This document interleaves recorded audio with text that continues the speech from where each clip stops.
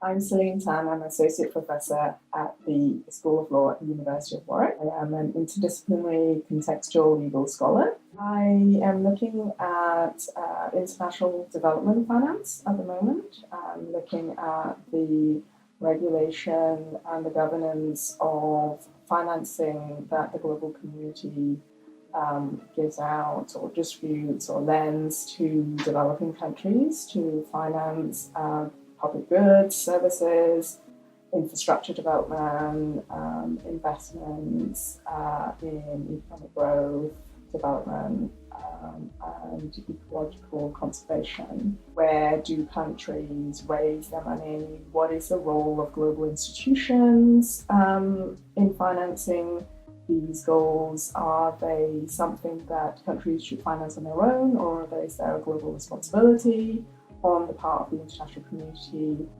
because of historical and contemporary inequalities that exist within the global economic order? One of the ways that the international community is looking at financing these various global development challenges is to say, well, we haven't all got money in terms of public resources. We should go to the private sector, and that we should look at private financing as a means of funding these global public policy objectives and global public goods.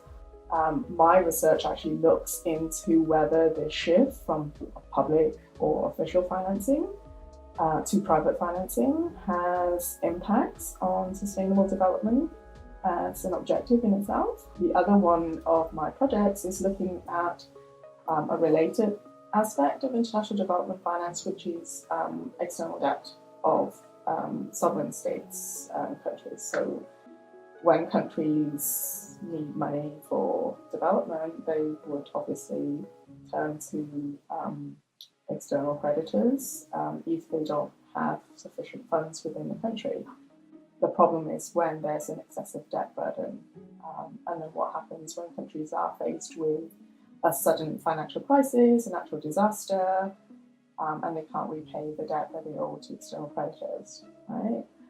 The current regulatory system for sovereign financing does not make it easy for countries to extricate themselves from their contractual obligations for sovereign debt. And that's why we get into a situation, as we've seen with repeated financial crises, that countries who are indebted to other sovereign or official creditors and private creditors seeking help from international financial institutions and getting large financial packages that come with very stringent conditions for their countries to meet, and that resource, this finance that we get from public lenders, often goes off to paying off debts to private creditors. And at the same time, the country is supposed to undergo a very hefty restructuring program of their economy, oftentimes involving budget cuts, expenditure cuts, which we call austerity measures.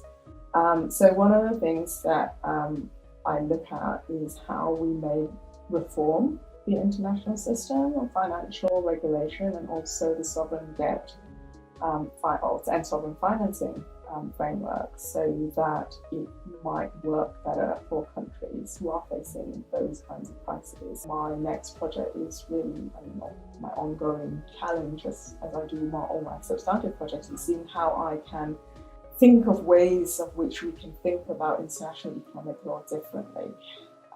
How we might bring different voices into the debate. We might bring different methods that is beyond just looking at the law and assuming that the law is neutral and independent as an arbitrator of disputes, as an independent regulator of the global economy. That we might what we would call problematize international economic law and the scholarship and teaching epistemologies of international economic law. So I like to think that I teach the law in the context of how it operates in the social, economic, and political context. And that means I actually get my students to think about what went into the law, how it came about, and whose interests were prevalent when the law was made. Law is an incredible tool for social, political, cultural, economic change. I think there is an intellectual place and a desire that drives me. But more than that, I think there's much more a deeper desire to see what I can do to contribute to making that change. And I do owe this debt to the people that I study, because this is not necessary without the global inequities. The work that I do and the career that I've made over the last 10 years is studying the structures of power that create these global inequities. And it wouldn't be necessary if we didn't have people suffering. And I owe a lot to the people that are suffering. I don't think we recognize that as scholars as much, that they're, my career is dependent on their suffering, and that makes me feel a little bit uneasy and uncomfortable. And so therefore I think that I owe these people a special debt.